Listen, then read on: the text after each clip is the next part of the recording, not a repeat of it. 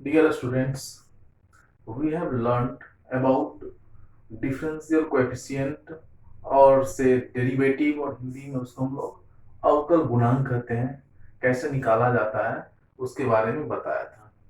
यदि कोई भी फंक्शन होता है y equal to f x, तो इसका जो अवकल गुणांक होता है उसका मतलब होता है dy अपॉन dx। तो ये जो dy अपॉन dx है, इसका फिजिकल सिग्निफिकेंस क्या है, अपने रियल लाइफ में हम इसको किस तरह से समझ सकते हैं कि आखिरकार ये dy dx जो डेरिवेटिव निकालते हैं उसका फिजिकल मीनिंग क्या है, वो क्यों निकालते हैं, इसको समझना बहुत ही जरूरी है। तो यहाँ से हम लोगों ने देखा था कि किसी भी x वैल्यू के लिए कोई भी y वैल्यू निकाला जा सकता है। यदि आपको x की वैल्यू दी हुई है तो उसके करस्पॉन्डिंग y की वैल्यू मिल जाएगी। अब हम ये देखते हैं कि इसमें जब x plus del x change करें, आई मीन कि इसमें x की जगह एक नया वैल्यू हम लोग ये पुट कर दें, तो x1 माइनस एक्स था डेल एक्स, मतलब ये डेल एक्स यदि x में चेंज करेंगे तो y में क्या चेंज होगा, तो y में भी हमारा y प्लस डेल वाई हो जाएगा। मतलब क्या है, ये जो चेंज है ये डेल y हुआ और इसके बीच में जो है डिफरेंस डेल एक्स हुआ।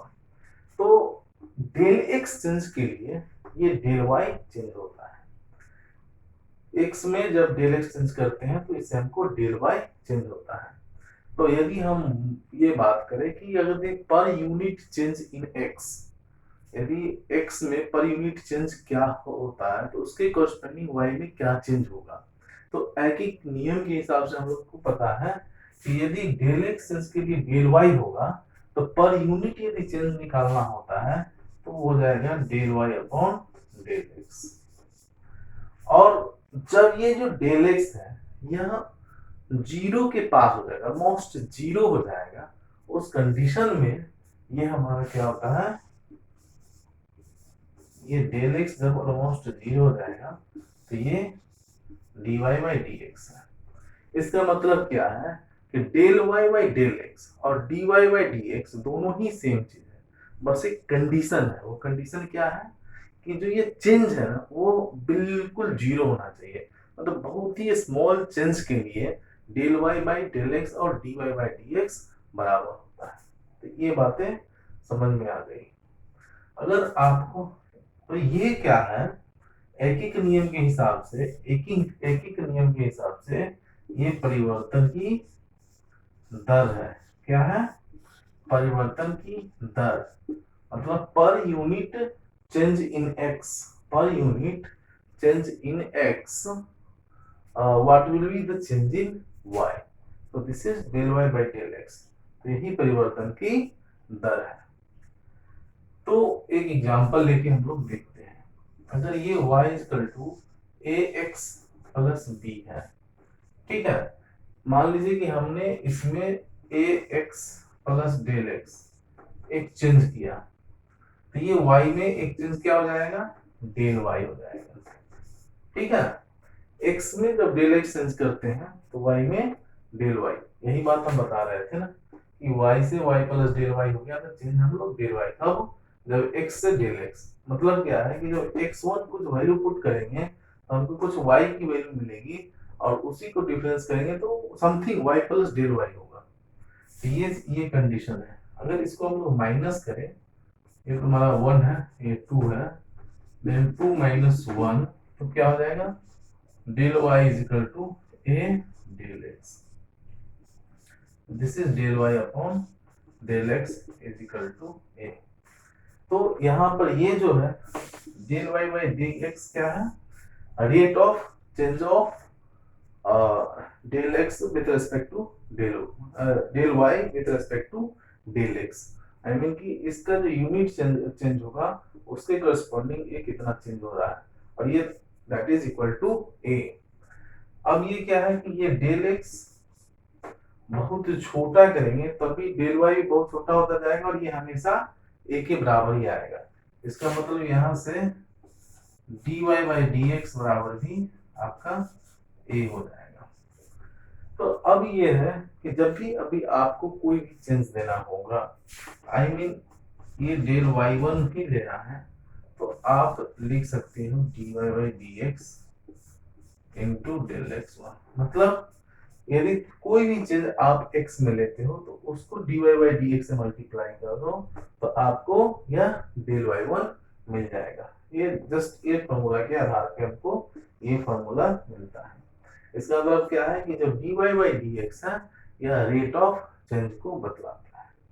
अब एक चीज को ध्यान में रखिएगा कि कई बार क्या होगा कि ये जो del Y by del x है वो ए एक्स हो सकता है, ए एक्स स्क्वायर हो सकता है। यहाँ पर चूंकि ये लिनियर था इसलिए ये हुआ। तो यदि ये del Y by d y by d x constant नहीं होगा, यहाँ पे कॉन्स्टेंट है, अगर कॉन्स्टेंट नहीं होगा तो ये जो फॉर्मूला है यह केवल स्मॉल डेल एक्स के लिए ही एप्लीकेबल होगा, जो डेल एक्स जीरो के बिल्कुल करीब हो। अदरवाइज ये फॉर्मूला आपको अप्लाई नहीं हो पाएगा।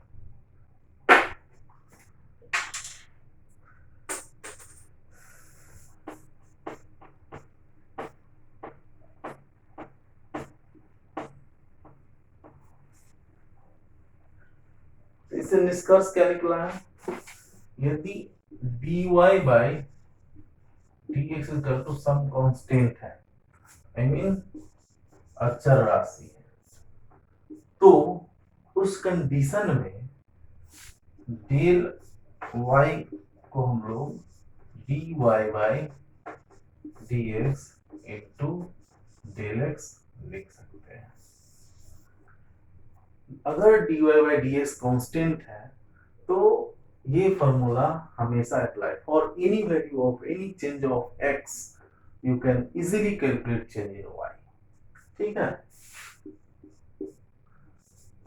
लेकिन अगर मान लीजिए dy by dx is something x c multiplied by x anything, तो ये क्या हो गया, ये चर हो गया, वेरिएबल हो गया, that depends upon this variable x, dy by dx की वैल्यू इस वेरिएबल के ऊपर डिपेंड कर रहा है। या इसको मोटा मोटा हम लोग ऐसे लिख दें, this also becomes some function of x, dy by dx itself depend on x, so we can say that dy by dx is also a function of x।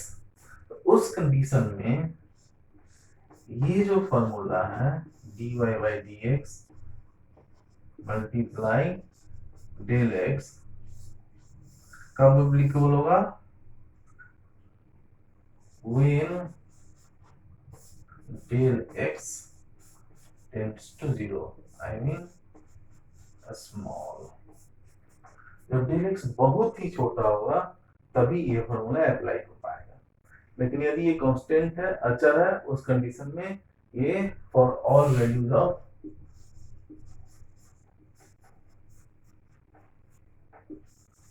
Del x ये एप्लीकेबल होगा। इस चीज को हमें बस ध्यान में रखना होगा जब भी कोई प्रॉब्लम आती है।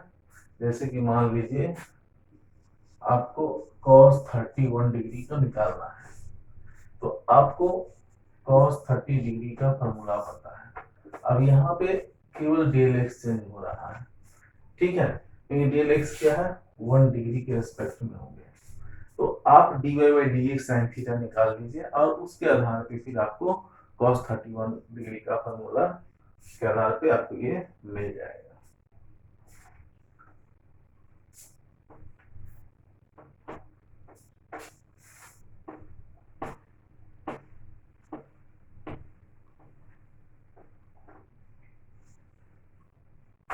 अब इसमें एक और आता है कि ग्राफ के द्वारा अवकल गुणांक को समझना। कोई भी फंक्शन होगा, मान लो हम x और y प्लेन में लेते हैं, कोई भी फंक्शन होगा इस तरह से, तो हम लोग सब जानते हैं कि किसी भी x वैल्यू के लिए there will be one unique value of y। ठीक है, किसी भी x वैल्यू के लिए एक यूनिक वैल्यू ऑफ y होगा। आई मीन यूनिक वैल्यू का मतलब क्या है, यूनिक वैल्यू का मतलब क्या है कि जब x से आप x एक्सिस पे परपेंडिकुलर खुद खींचेंगे तो ये जो फंक्शन है उस पे केवल एक जगह कट करेगा, तो उसका मतलब है यूनिक वैल्यू है। लेकिन ये जो y की वैल्यू है वो दो x वैल्यू के लिए भी बराबर हो सकती है। जैसे ये कट कर गया, यहाँ कट कर रहा है, यहाँ कट कर रहा है, यहाँ कट कर रहा है, तो यहाँ पे यहाँ पे यहाँ पे ये तीन वैल्यू के लिए y की वैल्यू सेम हो गई। तो y की वैल्यू सेम हो सकती है अलग अलग x के लिए, लेकिन एक सिंगल x के लिए y की वैल्यू केवल एक ही होगी। इसलिए ये जो परपेंडिकुलर लाइन है वो फंक्शन को एक ही जगह कट करेगा, और ये जो पैरेलल लाइन है विद एक्स एक्सिस वो कई जगह भी कट कर सकता है, देयर इज नो प्रॉब्लम। तो यही हमारा क्या है, फंक्शन का ग्राफ होता है। You can study in mathematics in detail. अब मान लीजिए कि हमारे पास कोई ग्राफ है, ठीक है। अब ये ग्राफ है, this graph is y is equal to fx. I mean for any value of x there will be some value of y. For any of value of x there will be some value of y. ठीक है। अब इस x में हम पूरा change कर देते हैं, दैट इज डेल x। तो y में भी हमारा y प्लस डेल y सब थोड़ा चेंज हो जा रहा है, ठीक है। तो ये जो हुआ ये डेल x है, ये जो हुआ ये आपका डेल y है, और ये दोनों पॉइंट को मिला देंगे, यह कोई एंगल बनाएगा, एंड दैट एंगल मान लो अल्फा है। तो tan अल्फा बराबर del y upon del x होगा। अब मान लीजिए कि ये जो x डेल x की वैल्यू है इसको मैं छोटा करता जाऊं, तो यहाँ पे आ जाएगा, ये यहाँ पे आ जाएगा, और छोटा करेंगे तो यहाँ आ जाएगा, और छोटा करेंगे तो पता ही नहीं चलेगा। और उस कंडीशन में जो लाइन खींची जाएगी वो लाइन इस तरह से खींचा होगा जैसे कि यह लाइन केवल स्पर्श कर रही है, एक ही पॉइंट पे टच कर रही है। तो ये जो लाइन है वो जहां टच कर रही है इसको हम लोग थीटा बोलते हैं। इसको, इसका जो स्लोप होगा इस लाइन का दैट इज tan थीटा। तो हर बार हम tan अल्फा tan समथिंग लेते जा रहे हैं, तो जो ये dy by dx हो जाएगा that dy by dx will be tan theta. ये जो लाइन है पर जो इसको टच करती हुई, फंक्शन को टच करती हुई एक्स पे निकलती है, जिसको टेंजेंशियल लाइन बोलते हैं, उसी का जो है स्लोप है that is dy by dx। कोई भी ग्राफ हो, कोई भी ग्राफ, जैसे यहाँ पे निकाला है, इसको टच कर रहे हैं, तो ये जो ग्राफ है ये बना रही है एक्स एक्सिस के साथ कितना 0 डिग्री। तो यहाँ पे dy by dx क्या हो जाएगा, tan 0 इक्वल टू 0 डिग्री। यहाँ पर देखिए, यहाँ पर कहीं पे जाएगा तो ये थीटा बना रहा है, 90 डिग्री से कम है, तो यहाँ पर जो dy by dx होगा वो अगेन tan थीटा होगा, और लेस देन 90 डिग्री होता है that means positive, greater than 0 होगा। और यहाँ पर अब देखिए तो ये थीटा है, मोर देन 90 डिग्री है, उस कंडीशन में आपका जो dy by dx है वो लेस देन निगेटिव वैल्यू हो जाती है। तो ग्राफ देख करके भी आप बता सकते हैं कि dy dx की वैल्यू 0 है, निगेटिव है, पॉजिटिव है, क्योंकि वो जस्ट टेंजेंट लाइन खींचेंगे और वो जो एक्स एक्सिस के साथ एंगल बना रहा है उसका tan वैल्यू लेंगे, that will give you the